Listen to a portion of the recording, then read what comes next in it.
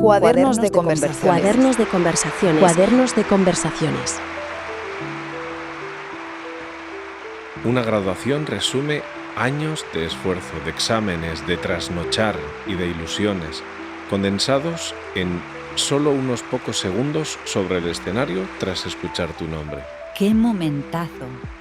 Experiencias como esta se graban en nuestra memoria para siempre, porque combinan orgullo, conexión con nuestros seres queridos y una celebración que rompe nuestra rutina.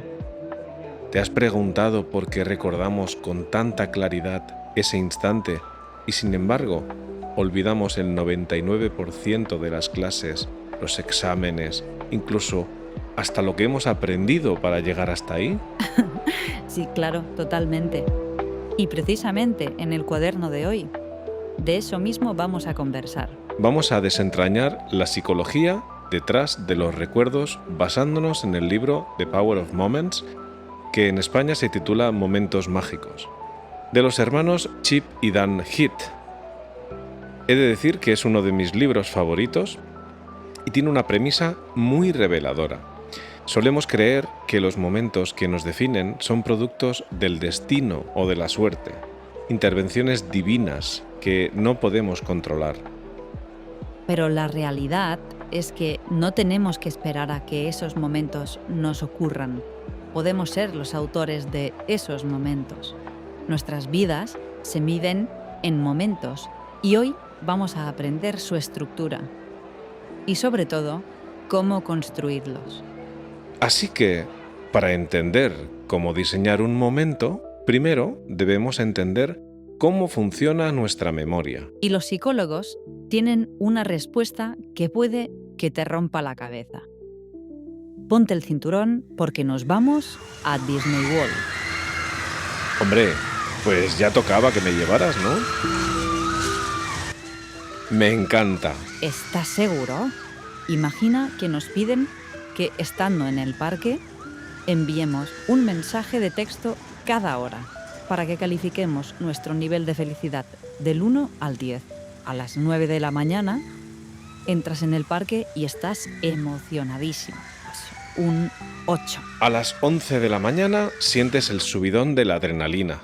Te subes en la Space Mountain y es un 10 absoluto. Pero a la 1 llevas como 45 minutos en una cola con un calor sofocante de Florida, intentando que tu hija no se ponga a llorar ni se ponga a morder las barandillas. Le pones un 3. Luego, la comida. Precios por las nubes, colas por todos lados, un 5 pelado. Sigues en el parque y las puntuaciones van fluctuando. Para evitar las colas te montas en una atracción que casi no hay nadie y descubres por qué no había nadie. Y es que es un puro aburrimiento. Un 4. Y a la salida decides pasar por la tienda y comprarle a tu hija un gorrito de esos de Mickey Mouse. Y ves ese brillo en sus ojos. Un 8. Las matemáticas no mienten. Tuvimos momentos geniales, pero también colas larguísimas, mucha calor, y todo eso bajó mucho la media. Pero aquí viene la trampa de la mente humana. Si te pido que valores tu experiencia global en Disney, una predicción lógica sería que la media aritmética saldría sobre un 6,5. Sin embargo, los psicólogos saben perfectamente que no dirías eso. Ellos predecirían que, al rememorar el viaje, le darías un 9. ¿Cómo que un 9? ¿Pero cómo es posible si he sufrido como nadie haciendo cola bajo el sol? Exacto. Los psicólogos llaman a esto negligencia de la duración. Cuando analizamos una experiencia pasada, nuestro cerebro ignora casi por completo cuánto tiempo duró.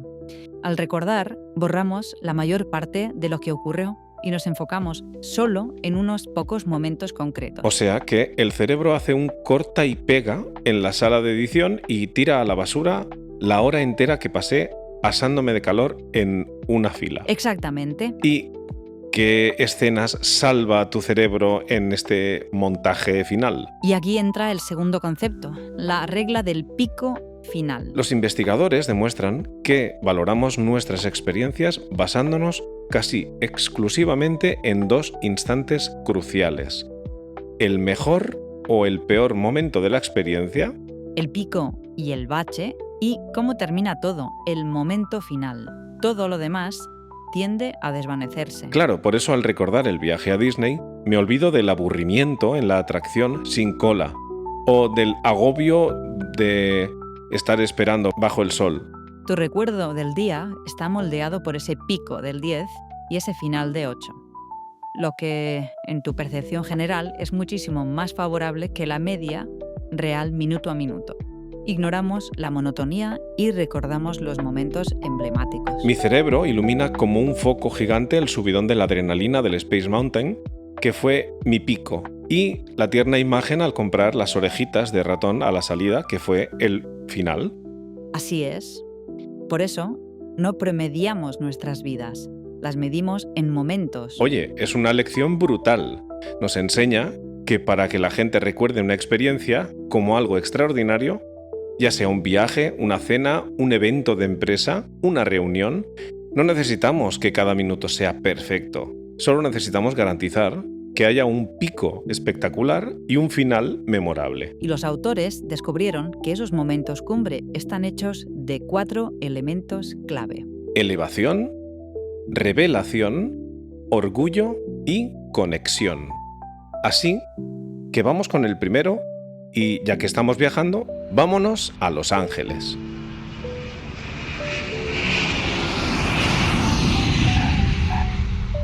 La elevación. Estos son los momentos que se elevan por encima de lo cotidiano, provocando un deleite memorable. Para construir uno necesitamos aumentar el atractivo sensorial, subir las apuestas o romper el guión, es decir, desafiar las expectativas. Ajá. Cuéntame más, ¿dónde estamos? Estamos en el Hotel Magic Castle. Si lo buscas en internet, verás un motel amarillo, color canario de los años 50. La piscina es pequeña y las habitaciones bastante anticuadas. Parecería uno de esos moteles del montón y sin embargo es uno de los hoteles mejor valorados de Los Ángeles, superando incluso al Ritz y al Four Seasons. Pero si es tan mediocre, ¿cómo es posible? Porque juegan a la ofensiva, creando esos picos de los cuales hablamos. Imagina que estamos junto a la piscina y justo al lado hay un teléfono rojo colgado en la pared. Nos acercamos y al levantarlo nos dicen: línea directa de polos, ¿en qué puedo ayudarte? Hola, sí, ¿me puede traer un polo de cereza? ¿Y a mí uno de fresa? Minutos después, un empleado del hotel, con guantes blancos, se acerca a ti junto a la piscina y te entrega tus polos gratis, servidos en una bandeja de plata. Ya veo. O sea, rompen el guión de las expectativas. Y tienen otros muchos más servicios como este. Bocadillos gratis, espectáculos de magia en el desayuno. Las grandes experiencias de servicio son en su mayoría olvidables y solo ocasionalmente notables. Este hotel entiende que sus huéspedes perdonarán la piscina pequeña si les ofreces un momento mágico que trasciende de la normalidad. Como dicen los autores, hay que tener cuidado con el implacable poder de la razonabilidad. Un jefe razonable diría: pon los polos en esa nevera y que la gente se sirva sola. Pero ese no sería un pico razonable. El teléfono rojo, por contra, es un generador de picos extraordinario. Y hay otra historia increíble sobre esto. Pasar por una resonancia magnética requiere de armarse de paciencia y calma, que normalmente los adultos solemos mantener. Doug Ditch, un diseñador de General Electric, pasó 2 años creando una nueva máquina de resonancia magnética, de la cual estaba orgullosísimo. Pero, sin embargo, día tras día, en el hospital, veía como niños y niñas, aterrorizados y llorando al entrar en la sala. Doug se dio cuenta de que la habitación parecía en realidad como si fuera la escena de un crimen. Su máquina, de la cual hacía su trabajo excelentemente, era como un ladrillo gigante con un agujero, casi como un túnel del terror. El 80% de los niños tenían que ser sedados para soportarlo. A Doug se le rompió el corazón. Se dio cuenta de que el problema en sí no era la máquina, sino era la experiencia. Así que reunió a un equipo. incluyendo expertos de museos infantiles, y decidió rediseñar por completo la experiencia. En uno de los hospitales, convirtieron la sala en una aventura en la selva. La camilla de la resonancia bajaba y parecía una canoa ahuecada, y a los niños se les decía que debían de quedarse muy quietos, casi como estatuas, para no volcar la canoa mientras navegaban por el río. O, por ejemplo, un barco pirata al cual los niños llegaban andando sobre un tablón. Se pintaron las paredes con escenas coloristas de la selva y se colocaron pegatinas en el suelo del pasillo que parecían piedras, las cuales conducían a un estanque lleno de peces dibujando alrededor de la máquina. En lugar de simplemente intentar tapar el sonido con la música, utilizaban los fuertes zumbidos de la máquina a su favor, integrándolos en la historia.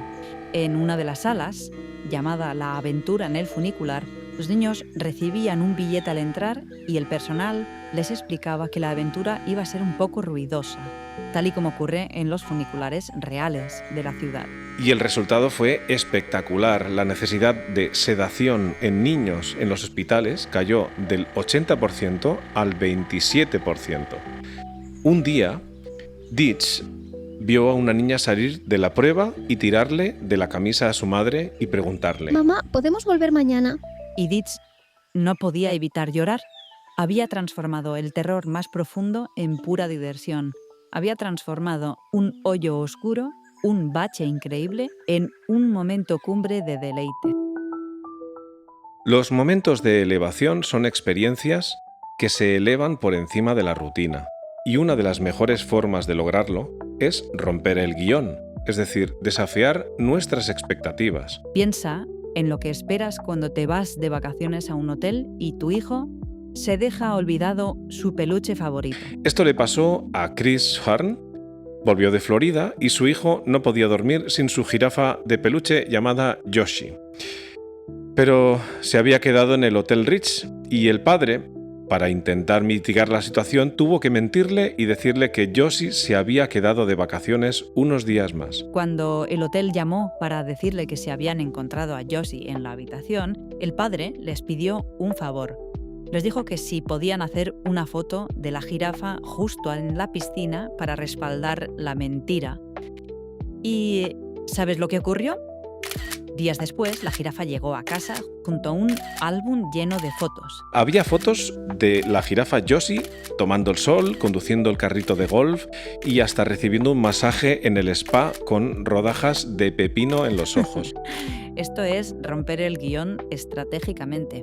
Esperas que te devuelvan el peluche en una caja pagando tú el porte y no que los empleados se pasen las horas haciéndole un reportaje fotográfico a una jirafa. Pero ver la cara de asombro y felicidad de tu hijo al ver esas fotos y recordarlo, la sorpresa es lo que hace que el momento sea memorable.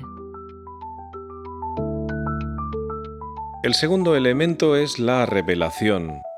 Son esos momentos en los que descubrimos una verdad incómoda sobre el mundo o sobre nosotros mismos. Y aquí hemos de advertir a nuestra audiencia. La historia que viene a continuación es un poco desagradable, pero es increíblemente poderosa. Vamos a Bangladesh y en el año 1999.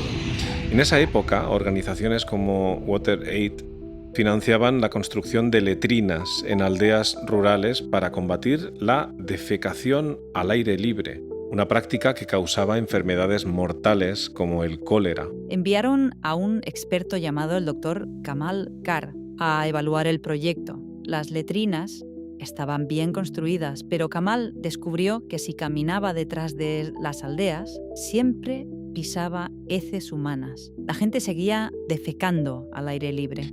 Para muchos aldeanos, las letrinas parecían ser una solución a un problema que ellos en realidad no habían pedido que se resolviera. A menudo desmontaban las instalaciones para utilizar las piezas y materiales con otros fines. Y en algunos casos, las estructuras construidas en los baños eran incluso de mejor calidad que sus propias viviendas.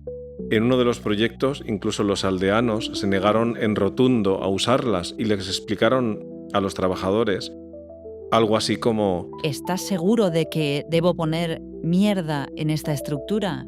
que es casi mejor que mi casa. Por tanto, el doctor Kamal comprendió que hasta que las comunidades no cambiaran su mentalidad y quisieran cambiar por iniciativa propia, proporcionarles letrinas resultaba totalmente inútil. Así que desarrolló un método llamado saneamiento total liderado por la comunidad.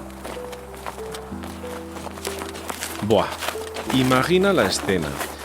El doctor Kamal llega a una aldea y le pide a la gente que lo acompañe en un paseo. Les preguntan dónde defeca la gente y lo llevan por las áreas comunes. El hedor es insoportable. Él pregunta neutralmente, ¿de quién es esa caca? ¿Por qué es amarilla?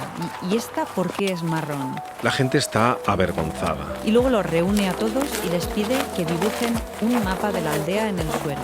Les proporciona tiza amarilla y le dice que marquen con tiza dónde suele defecar la gente. Rápidamente, todo el mapa de la aldea queda cubierto de polvo amarillo. La multitud está asqueada y ansiosa. Y aquí viene el momento de revelación. Kamal, alegando el caluroso día, pide un vaso de agua y se lo ofrecen. Le pregunta a una mujer si ella se lo bebería y ella dice que por supuesto que sí. Entonces él se arranca un pelo de su frondosa barba. Le pregunta a la multitud si pueden verlo claramente. Kamal camina hacia una pila de heces cerca de ahí.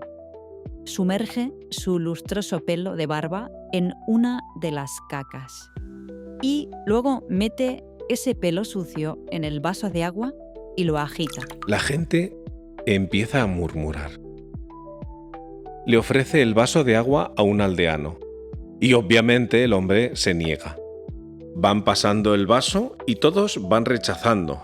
Gritando, hombre, pero si tiene caca. Kamal se hacía el sorprendido y les pregunta, ¿cuántas patas tiene una mosca? 6, le responden.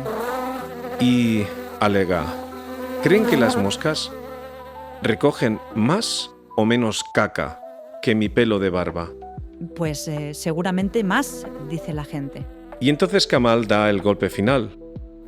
¿Alguna vez ven moscas en su comida? ¿Ven moscas en el agua que beben? ¿Acaso tiran esa comida, esa agua? ¿No? Entonces, ¿qué están comiendo?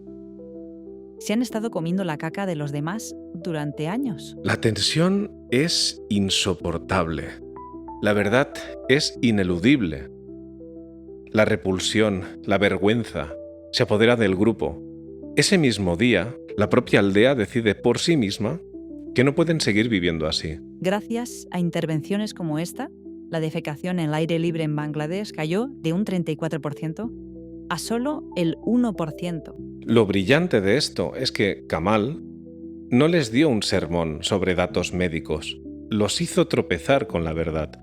Un momento de revelación mirándose al espejo.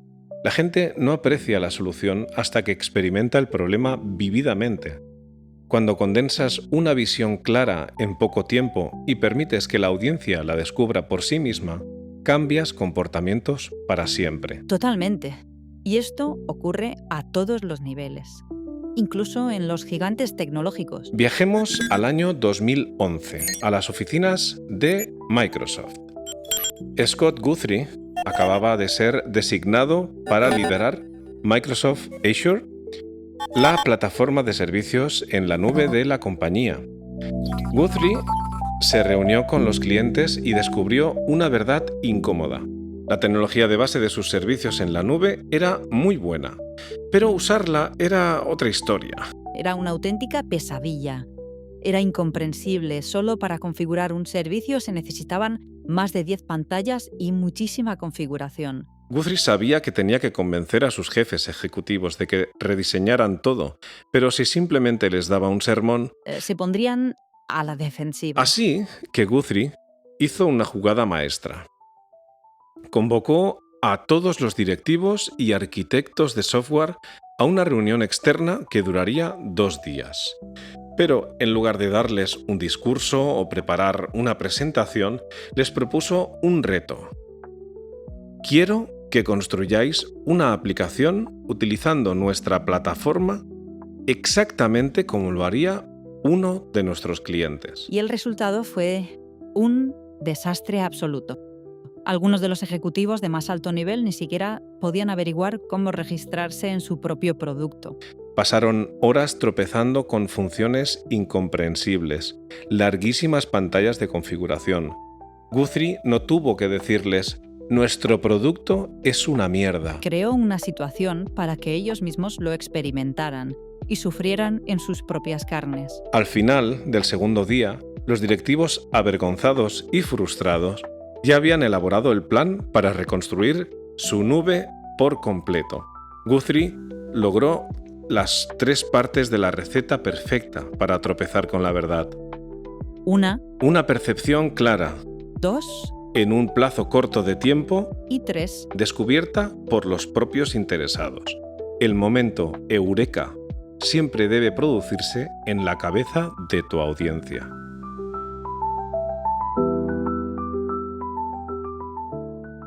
Y entramos ya en el tercer pilar, el orgullo. Los momentos de orgullo nos capturan en nuestra mejor versión, logrando metas o mostrando valentía. Y claro, el orgullo también viene de conquistar retos. Y aquí los autores nos dan una herramienta genial.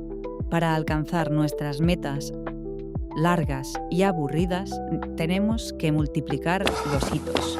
Fíjate en los maratones. Un estudio de George Wu analizó los tiempos de llegada de 9 millones de corredores. Si miras la gráfica de llegada, hay unos picos enormes y puntiagudos, justo antes de las marcas redondas de tiempo. Antes de las 4 horas, de las 4 horas y media y de las 5 horas y media. Es el efecto hito. Un corredor agotado exprime hasta la última gota de energía en el último kilómetro, porque no puede soportar que el cronómetro pase de las 3 horas 59 minutos y 59 segundos. Es un hito totalmente arbitrario, pero nos motiva. Por eso funciona también en nuestra vida diaria fraccionar los objetivos. Pero el orgullo máximo llega cuando demostramos valor. Y el valor, en el libro nos muestra que la valentía se puede entrenar y practicar. Para entender esto, miraremos a la psicología y a la terapia de exposición. El investigador Jason Mietzkowski dirigió un estudio con personas que sufrían aracnofobia. Hablamos de personas con un terror tan paralizante que al principio del estudio no podían acercarse a menos de 3 metros de una tarántula, encerrada en un terrario de cristal. Imagínate el pánico. Pero los investigadores no les pidieron que fueran valientes de golpe. Dividieron el coraje en 14 pasos graduales. Es como multiplicar los hitos, como subir de nivel en un videojuego de valentía. El paso número 1 era simplemente estar de pie a 1,5 metros. El paso 3, poner la palma de la mano contra el recipiente cerrado. El paso 7, dirigir el movimiento de la araña con un pincel. Los investigadores demostraban el paso y luego el paciente lo repetía cuando se sentía listo. Y la meta final, el paso 14, era permitir que la tarántula se paseara por la palma de su mano desnuda. ¿Cuánto tiempo crees que tardaron en llegar del 1 a ese paso 14? ¿Semanas? ¿Meses? ¿Años? Lo increíble es que el tiempo medio fue de solo 2 horas. Y asombrosamente todos los participantes lo consiguieron. Personas que horas antes ni siquiera podían pisar el césped por miedo a cruzarse con una araña. Lograron que una tarántula caminara sobre su mano y 6 meses después aún conservaban esa capacidad. Gestionar el miedo es parte esencial de la valentía.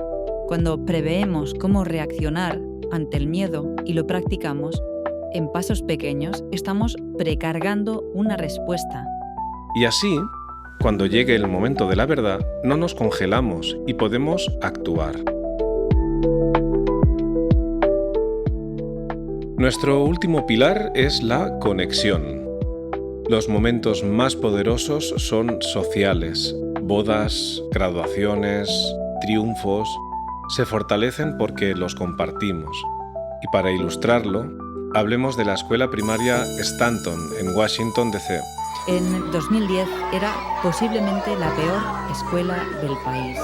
El caos era absoluto. Habían puertas abatibles en las aulas y los niños entraban y salían cuando querían, vagando por los pasillos. Los padres pensaban que a los maestros no les importaban los niños y los maestros creían que a los padres no les interesaba nada la educación de sus hijos.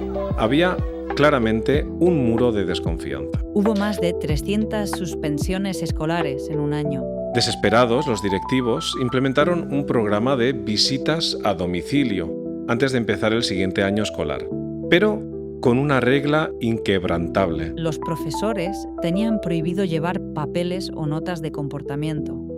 Solo debían sentarse en el sofá de las casas de sus alumnos y hacer preguntas específicas. Imagina a una profesora que ha lidiado con el caos todo el año, sentada enfrente de la madre de uno de sus alumnos problemáticos. Y la profesora le pregunta: Señora, dígame, ¿cuáles son sus esperanzas y sueños para el futuro de su hijo? ¿Qué quiere que sea algún día? Y, lo más importante, ¿qué necesito hacer yo para ayudarlo a aprender mejor? Eso es validación, comprensión y cuidado, la esencia de una buena relación. Una de las maestras, que era muy escéptica, admitió que escuchar a los padres responder a esas preguntas le puso la piel de gallina. Al año siguiente, el comportamiento mejoró radicalmente. Las suspensiones escolares cayeron casi a cero. Todo porque, en lugar de años de fricción superficial, tuvieron una hora de conexión auténtica, donde escucharon lo que realmente les importaba a la otra persona. A nivel interpersonal, para que las relaciones se hagan profundas rápido, necesitamos algo que la psicología llama capacidad de respuesta. Y esto significa que la otra persona demuestra 3 cosas: que te comprende, valida lo que sientes y le importa. Si combinas esta capacidad de respuesta con la vulnerabilidad, puedes crear intimidad en un tiempo récord. El famoso estudio de las 36 preguntas de Art Aron. Aron creó un experimento llamado las 36 preguntas para generar cercanía. Emparejaron a estudiantes universitarios que eran completos desconocidos y los sentaron frente a frente con un sobre que contenía 36 preguntas, divididas en 3 rondas de 15 minutos. La clave era que las preguntas iban escalando en vulnerabilidad, obligándoles a turnarse para abrirse al otro. En la ronda 1, las preguntas eran suaves. Si pudieras elegir a cualquier persona en el mundo, ¿a quién invitarías a cenar? Pero la ronda 3, la intimidad, se disparaba. Imagina estar frente a un desconocido y que te pregunte: Si fueras a morir esta noche sin poder comunicarte con nadie, ¿qué te sabría mal no haberle dicho a alguien? ¿Por qué no se lo has dicho todavía? Al terminar los 45 minutos del experimento, se separó a las parejas y se midió su nivel de cercanía. El resultado es uno de los más alucinantes en la psicología moderna. Estos 2 extraños sentían un nivel de intimidad mayor que el que sentía el 30% de los universitarios hacia sus relaciones más íntimas de toda la vida. 2 extraños creando lazos de por vida en 45 minutos. Esto funciona por algo que el psicólogo Harry Reis llama receptividad. Cuando tú revelas algo tuyo y la otra persona te demuestra que te comprende, valida lo que sientes y te muestra afecto, la relación se dispara. El vínculo no necesita décadas para formarse. Solo necesita un momento adecuado, la vulnerabilidad compartida. La última historia nos narra una escena. Imagina que llegas a casa después de un largo día de trabajo. Abres el buzón, esperando encontrar lo de siempre, las facturas, la publicidad del supermercado. Pero hoy hay algo distinto. Hay un sobre abultado. Lo abres y dentro encuentras un puñado de cartas escritas a mano. con letras irregulares, dibujos a lápiz y faltas de ortografía muy entrañables. Donors Choose es una página web de financiación colectiva, lo que conocemos como crowdfunding, donde los profesores de colegios públicos pueden pedir dinero para proyectos en sus clases. Por ejemplo, un profesor de primaria puede pedir $250 para comprar libros, o uno de ciencias en el instituto puede pedir $600 para material de laboratorio. Como los recortes en educación son brutales, el dinero de los donantes es un auténtico tesoro. Para el donante, el momento culminante no ocurre cuando hace en pagar con la tarjeta de crédito. El gran momento llega 1 o 2 meses después, cuando ya casi se había olvidado de que donó ese dinero incluso. Pero aquí viene la magia. Reciben en su casa un paquete físico, lleno de las cartas de agradecimiento escritas a mano y a título individual por los propios alumnos a los que ayudaron. Imagínate la sorpresa. El libro nos cuenta el caso del matrimonio Imán, que donaron dinero para comprar material básico en un aula de primaria. Recibieron una carta de un niño llamado Zach. Estaba escrita en un papel pautado. Estimado señor y señora Imán, les damos las gracias por nuestros lápices, rotuladores y folios. Estoy contento de que la clase esté contenta. Atentamente, Zach. La señora Imán confesó que se echó a llorar al leerlo. Dijo: Estos niños me están agradeciendo de verdad que les diera lápices. Y lo curioso es que al principio era muy reticente al recibir estas cartas. Pensaba que el niño no debería de tener que dar las gracias por algo tan básico como un lápiz o libros, algo que damos por sentado que nuestros hijos tendrán. Pero el personal de Donors Choose le hizo ver la otra cara de la moneda. Las cartas no son solo para el donante. Escribirlas es un momento decisivo para los propios alumnos. Aprenden a valorar el material y sobre todo toman conciencia de que hay gente que quiere que todo salga bien y se preocupa por ellos. Ahora pensemos como directivos o empresarios tradicionales. Cualquiera que vea ese gasto logístico pensaría en el implacable poder de la razonabilidad del que antes hemos mencionado y tanto se habla por los autores del libro. Un asesor externo diría inmediatamente: estáis perdiendo dinero y tiempo. Escanear las cartas de los niños y mandarlas por correo electrónico en formato PDF. Pero desde la organización lo tienen todo clarísimo. Dicen: nuestro modo de ofrecer gratitud es contrario a cualquier recomendación sobre la distribución a gran escala, pero es lo que la gente recuerda sobre la experiencia. Si lo mandaran en un triste PDF, perdería totalmente la magia. El roce del papel, los agujeros de las grapas, los colores elegidos, el borrón de un niño zurdo al escribir, toda esa parte humana que nos conecta, eso es insustituible. Y vaya si funciona. En 2014 analizaron los datos y descubrieron que los donantes que eligen recibir las cartas físicas tienden a hacer donativos más generosos al año siguiente. Las cartas refuerzan el compromiso de una forma brutal. Si una ONG con recursos limitados puede gestionar casi 1 millón de cartas a mano para hacer sentir especiales a sus donantes, ¿qué excusa tenemos nosotros para no agradecer el trabajo de un compañero de oficina, o de un cliente leal, o de un alumno? Elevación, perspicacia, orgullo, conexión.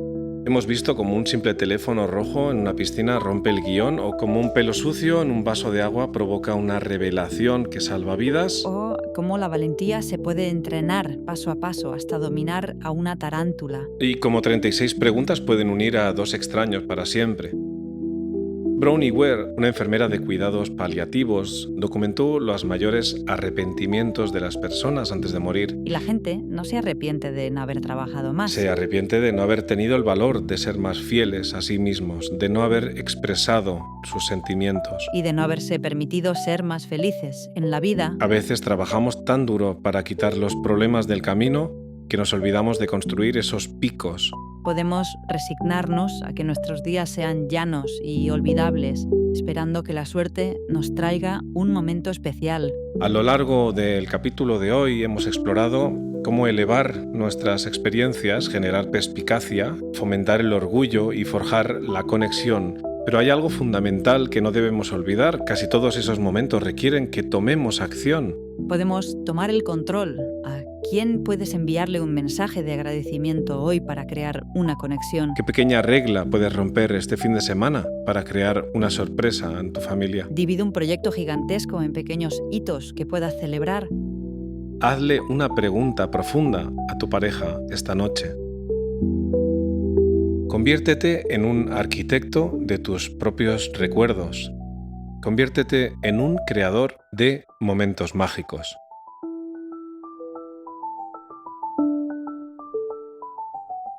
Cuadernos de conversaciones.